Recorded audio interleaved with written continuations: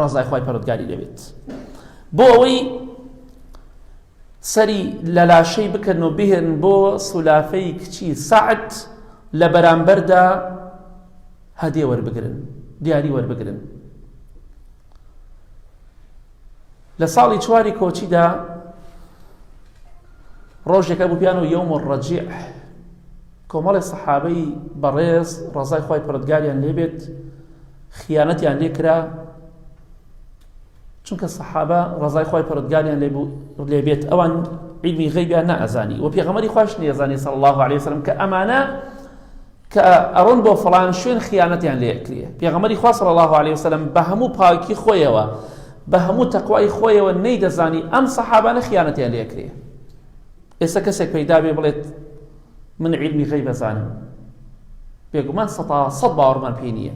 ئەو ئیشی ساحیرەکانە ئیشی ئەو کەسانەی کە جنیان هەیە بەڵێ کاتێکە یوم الڕەجیعی پێڵێن ئەو غەزایە پێغەمبەری خوا صلی الله عليه وسلم 10 نەفەری نارد لە فڵان شوێنە چاودێریێک و مراقەبەیەکمان بۆ بکەن هەواڵێکمان بۆ بهێننەوە دەربارەی ئەوەی بزانین بتپەرستەکان و موشریکەکان پیلانیان چییە پێغەمبەری خوا صلی الله عليه وسلم کاتێ ئەم 10 نەفەرەی نارد کێ کرد بەدەم سپی ئەوان بە گەورەی ئەوان بە ئەمیری ئەوان ئیمامی عاصمی کوڕی ثابت ئەنساری ڕزای خوای لێبێت فەرمی تۆ دەمسپیان بۆ ئەمیر و گەورەیان بە سەرپەرشتیان کە ئەم 10 نەفەرە کەوتنە ڕێ گەشتنە جێگایەک پیانوت هەدە لە نێوان عوسفان و مەکەدا بوو شوێنێک بوو هۆزێکە بوو ناوی هوذەیل بوو و پێشان دەدا بەنی لیحیان يعني چۆن بەنی لیحیان عەشیرەتێک گەورەتر بوو تیرەیەکی هەبوو پیانەوت هوذەیل ئەمە باس کردیان عاصم لەناو ئەو جەماعەتەدایە ئەو عاصمەی کە خەڵاتەکەی هەر کەسێ سەری بهێنێ 100 حشترە کاتێککە ئەمەیان بیست دەرچوونە دەرەوە چونکە خەڵاتێکی زۆر گەورەیە عاصم ڕزای خوای پەروەردگاری لێبێت لەناو ئەم 10 نەفەرەدایە نزیکی 100 نەفەریان هێنا بەس تیر هاوێش بەس تیر بە هاوێشی دەست ڕاستەکان وەی کە لە تیر هاوێشتنا دەستیان ڕاستە نزیکی 100 نەفەریان هێنا بۆچی هێنایان بۆی کە حشتەکانیان دەستکەوێ بۆی کە ئیمامی عاصم ڕزای خوای لێبێت سەر بڕن سەری لاشەی بکەنەوە بیبن بۆ ئەو ئافرەتە بۆ سولافە بۆ ئەوەی ئەویش لەناو سەریدا ناو کەلەی سەریدا عارەق بخواتەوە وەکو تۆڵێک بۆ منداڵەکانی منداڵ تازە بۆ جەهەنەم ڕۆیشت بە کافری مردن تازە تۆڵە بۆ ناکرێتەوە بەس کەسێک کە شەیتان گومڕایی بکات ئاوای بەسەرا دێنیت بەڵێ نزیکی 100 نەفەر دەچوونە دەرەوە بەس تیر هاوێش بێژە لە خەڵکی تر کاتێککە بە دوایانە کەوتن دوای ئەم جەماعەتە کەوتن وتیان کۆمەڵێک سەحابی محەممەد صلی الله عليه وسلم دەرچوونە ئەو 10 نەفەرە عاصمیشی تایە چکە هەواڵیان بڕۆشتەوە چوونە جێگایەکە و تەماشایان کرد هەندێک خورما خوراوە خورما وتیان وەڵای ئەم خورمایە لە خورمای مەدینەچێ ئەمە ئەم نەفەران لێرە نانیان خواردەوە شتیان خواردەوە کەوتنە شوێنیان بەڵێ کەوتنە شوێنیان هەتا لە شوێنێکە ئەوانیان توش بوو وتیان وەرن مشریکەکان وتیان وەرن حەقمان لێ بەسەرتانەوە دڵنیا من دەستان پێوە نادەین بەڵێ وعد و پەیمان بە هیچ کەسێک لە ئێوە ناکوژین بەڵام درەوەیان کرد ئەو سەحابانیان هەموو شەهید کرد وعد و پەیمانیان نییە بەڵێ ئیمامی عاصمی کوڕی ثابت ڕزای خوای لێبێت کە مەطلوبە بە دوایدا دەگەڕێن وتی ئەی قەومەکەم برادەرەکانم من سوێنم خواردووە بە هیچ جۆرێک من خۆم تەسلیم ناکەم بە هیچ جۆرێک خۆم تەسلیم ناکەم ناچمە ژێر ڕکێفی کافرەوە بە هیچ جۆرێک سیقەم پێیان نییە فەرمی خوایە گەن ئەم هەواڵە بگەینە بە پێغەمبەری خوا صلی الله عليه وسلم کە ئێمە خیانەتمان لێکرا کە ئێمە ئاوا دەکوژن بە ناحەق تیربارانیان کردن ئیمامی عاصمیان کوشت ڕزای خوای پەروەردگاری لێبێت لەگەڵ چەند کەسێکی ترا بەڵام 3 نەفەریان هاتن کە یەکیان خوبەی بوو ڕزای خوای لێبێت کە شەهیدیان کرد زەیدی کوڕی دەثینە و پیاوێکی تریش ئەوان تەسلیم بوون بەڵام ئەو گەنتر هەمویان شەهید کران بە تیر هاوێژیان تیریان پێونان چکە 100 نەفەر تۆ 3 نەفەر بی 6 7 نەفەر بی 10 نەفەر بی 100 نەفەر تیرت تێ بگرێ چیت پێکرێ هیچت پێ ناکرێ بەداخەو کەسانێکی دەڵێن کافرەکان بە ڕەحمن کافرەکان درۆ ناکەن واللهی لەوان درۆزنتر نییە دوو لەو ڕێبەڕێستان درۆ ناکەن چییە ئەوان بەهۆی شەریفی خۆیانەوە نییە وڵاتە غەربیەکان کۆمەڵی قانونی خۆیان لێ تەطبیقیەکەن بەهۆی غرامەوەیە دەی باشە لەم ڕێگای سلێمانی چەمشە ماڵە 20 کامیرەدا بێمزانە ساری سەری عەبینی گشتی لەسەر خۆ مؤدەب ئاوە دەڕات هیچ خۆی تێک نادا لەبەر چی لەبەرەوە پارەی لێنەسێنن مەسەلەکە غرامەیە ئەوە بکەی ئەوە نەخرامەت لێ بکەین لێ ئەسێنین ئەوە بکەی ئەوەندە خرامەت دەدەی لەبەرەوە کابرا مەجبورە سەری خۆی کسکە ئەگینا کافر هیچ کاتێک لە موسڵمان باشتر نییە هیچ کاتێک لە موسڵمان ڕازگۆتر نییە لە موسڵمان بە ئەخلاق و ڕەوشتر نییە بەڵام هەندێک شتەکە ئەزانەی لەسەری ئەکەوێ سج نەکرێ ناچارە بێ نەیکات نەک لەبەر چاکی خۆی لە ترسە بەڵێ ئیمامی عاصم ڕەزای خوای پەروەردگاری لێبێ شەهید کرا ئەو 3 نەفەریش ڕۆشتن تەسلیم بوون و باقیەکەیان کە 7 نەفەر بوون شەهید کران ڕەزا و ڕەحمەتی خوای پەروەردگاریان لێبێت ئیمامی عاصم ڕەزای خوا لێبێ خۆی تەسلیم نەکرد چونکە بیری کەوتەوە وتی سولافەی کچی سەعد 100 حشتری داوە بەس تەنها بۆی لەسەری منە عارەق بخواتەوە من ئێستا خۆم تەسلیم بکەم دوای بە کەیفی خۆیان سوکایەتیم پێ بکەن بمکوژن هەر بە زیندوی لانێ عارەقی لەسەریان بخواردایەتەوە بۆیە ناڕەحەتیان بکردایە سەریان کون بکردایە تەعزیبێکی چاکیانەدا لەوانەیە بە چەندەها ڕۆژ نەیان کوشتایە بۆیە ئەو بیری کەوتەوە کە وەزعەکە چۆنە وەسیقەشی بەوان نەبوو شمشێرەکەی دەرکرد و لەگەڵیانە جەنگا هەتاکو بە تیر کوشتیان شەهیدیان کرد بۆیە فەرمووی مەبەستمان چی لێرەدا فەرمووی خوایەکە من دیفاع لە دینەکەی تۆ ئەکەم و دینەکەی تۆ ئەپارێزم خوایەگەر من دەمەوێت لە پێناو دینەکەی خۆدا خۆم کەمە قوربانی لە پێناو دینی تۆدا من پارێزگاری لە دینەکەی تۆ دەکەم خوایەگیان تۆش گۆشت و ئێسقانی من بپارێزە من دیفاع لە دینی تۆ دەکەم خوایەگیان دینی تۆ دەپارێزم داوا دەکەم لە تۆ خوایەگیان گۆشتەکەی من و ئێسقانەکەشم بپارێزە چونکە ئەو دەوێت ناو کە لەسەر و ناو ئێسقانی سەری منە عارەق بخواتەوە بۆیە خوایەگیان بمپارێزە من دینەکەی تۆ دەپارێزم تۆش بمپارێزە خوایەگیان هیچ کەسێک لە دوژمنانی خوا لاشەی منی بەرچاو نەکەوێت بەڵێ چونکە ئەمە کێشەیەکی تێدایە ئەگەر بێت ئەم ئافرەتە ئەم شتەی بۆ بچوایەتە سەر ئەو کاتە چەندەها کەسی تری ئەم شتانەی دەکرد ئەو شتانی دەکرد هەتاوای لێهات کۆمەڵە کەسێکی زۆر ژیانی ئەکەوتە مەترسیەوە بەڵام خوای گەورە دەیەوێت دینەکەی خۆی بپارێزێ و هەر کەسێکیش لەگەڵ خوادا ڕاست بکات بە دڵنیایە خوا دەیپارێزێ لە هەموو ناخۆشی و ناڕەحەتیەکە خوای گەورە فریای دەکەوێت فەرمی خوایەگیان پێشەوەی شەهید بێ فەرمی خوایەگیان من لە سەرەتای ڕۆژدا دینەکەی تۆم پاراست و دیفاعم لێ کرد ئەمە دوعایە منەت نییە دوعایە خوایەگیان تۆش لە ئاخری ئەم ڕۆژەدا لاشەی من بپارێزە کاتێکیش کە شەهید کرا جەماعەتی هوذەیل ئەو تیرە و عەشیرەتە ویستیان ئیمامی عاصم ڕەزای خوای پەروەردگاری لێبێ سەر بڕن سەری لە لاشەی بکەنەوە بۆی بیفرۆشن بە سولافەی کچی سەعد چونکە مەبەستیان ئەوەیە مرۆڤێکە سەری لە لاشەی بکەینەوە 100 حشترمان دەستکەوێ بۆ ئێمە زۆرە لەوانەش ئەو ئافەتە ئەو کاتە زیاتریشی بدایە معاملەیان لەگەڵام کردایە فەرمی خوایگیان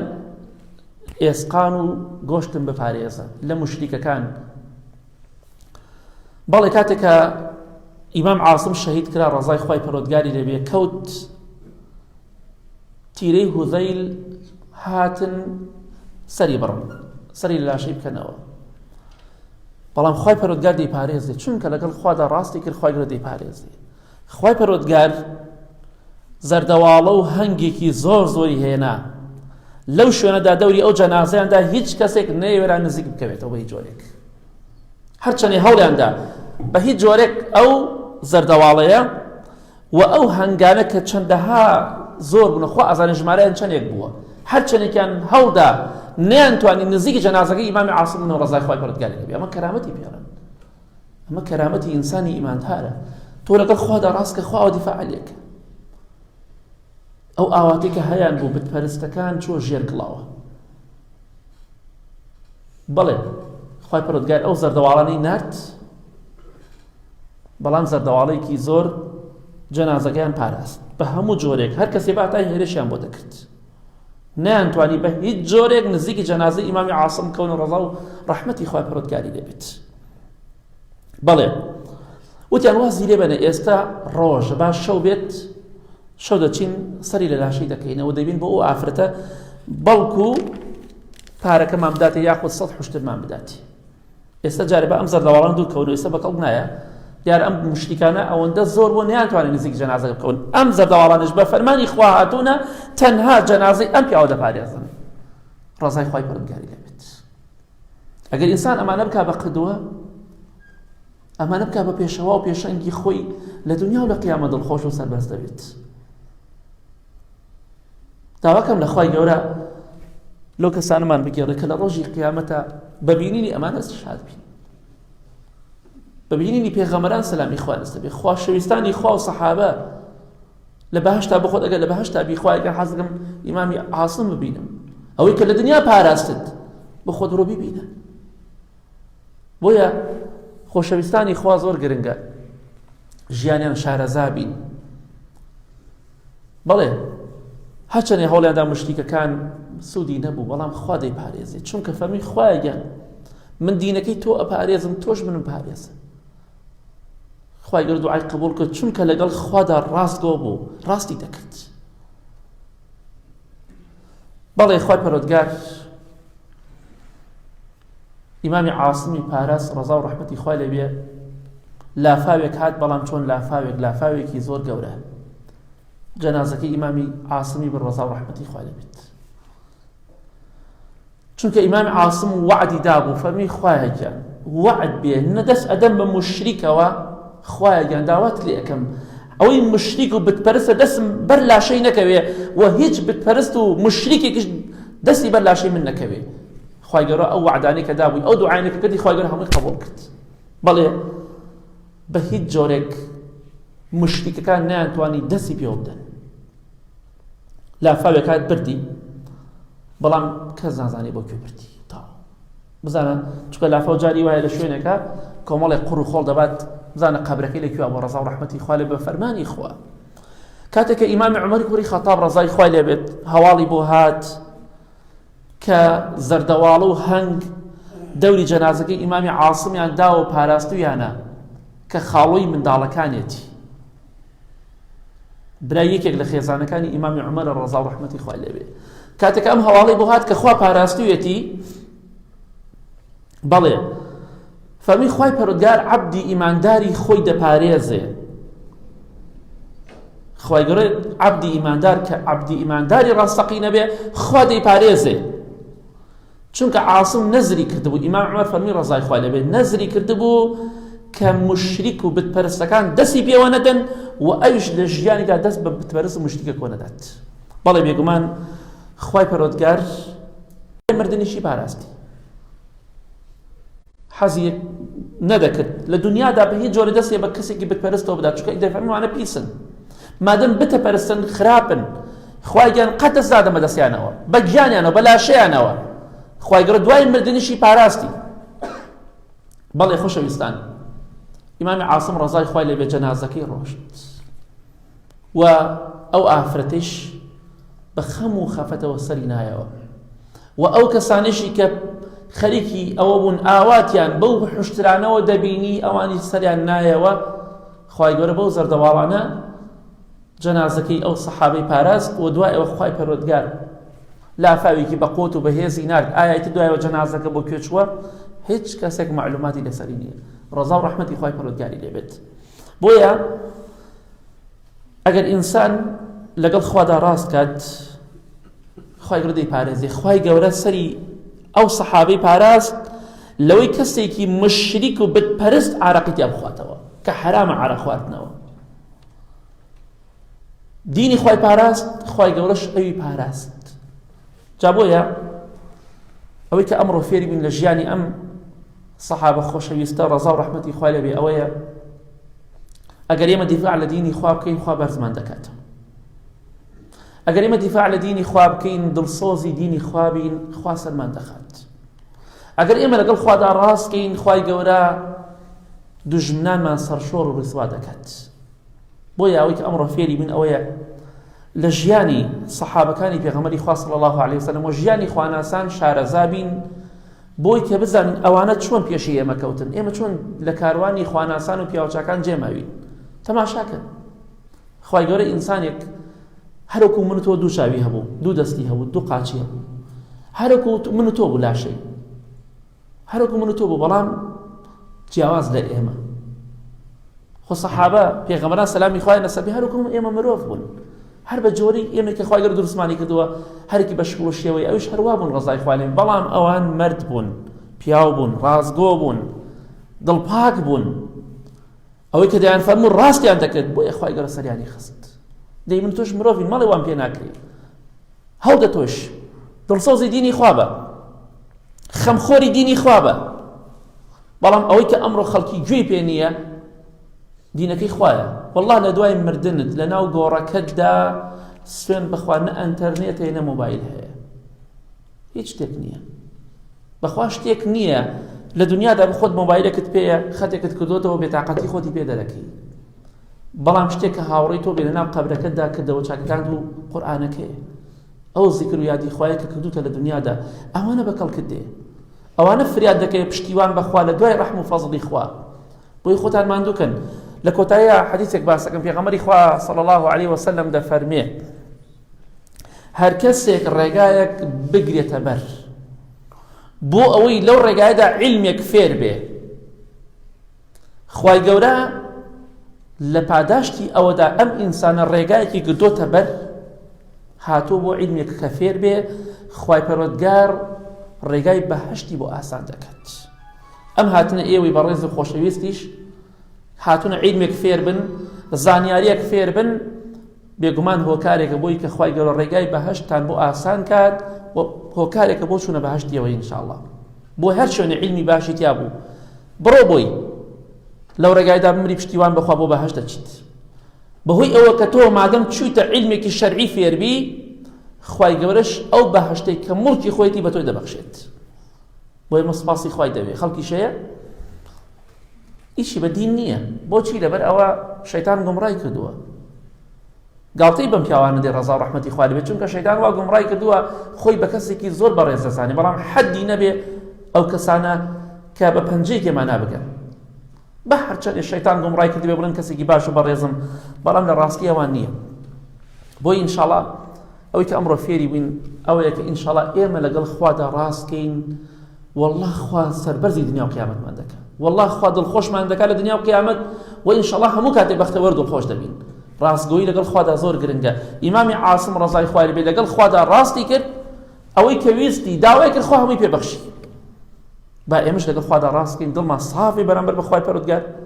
بزانە خوای گەورە هەموو شتێکمە بۆ ئاسان ناکات. وەڵا بڵین خوای بمانخە بەهەشتەوە، خوای گەورە دەفەرمێ بەهەشت بۆتەوە، خوای گەر نێم خۆش بە خوای گەورە دەفەرمێ وەلێت خۆش بووم. تەواو. ئینسان لەگەڵ خوادا ڕاستگۆ بێ زۆر خۆشە. ئەوەی کە خۆشە لە دنیادا لەو خۆشتر نیە ئینسان خوا بناسێت، خۆشەویستی خوا لە دڵی دابێت. داواکەم لە خوای گەورە میهرەبان، یا ڕەبی خوای لە ڕۆژی قیامەتە لە بینینی خۆت بێبەشمان نەکەی، خوای لە ڕۆژی قیامەتە بە بینینی خۆتمان شادکەی، یا ڕەبی خوای لە ڕۆژی قیامەتە بە بینینی پێغەمبەران و سەحابە و پیاوچاکانمان شادکەی، ڕەزا و ڕەحمەتی خوای پەروەردگارێ بە سەلامی خوای لەسەر بێ، خوای گەن ئاخرمان بەخێر بگێڕی، خوای گەن ڕۆژی قیامەتە لەگەڵ پێغەمبەران و شەهیدان و پیاوچاکان لە حەشرمان کەی. آمین آمین آمین. وصلى الله على محمد وآله وصحبه أجمعين.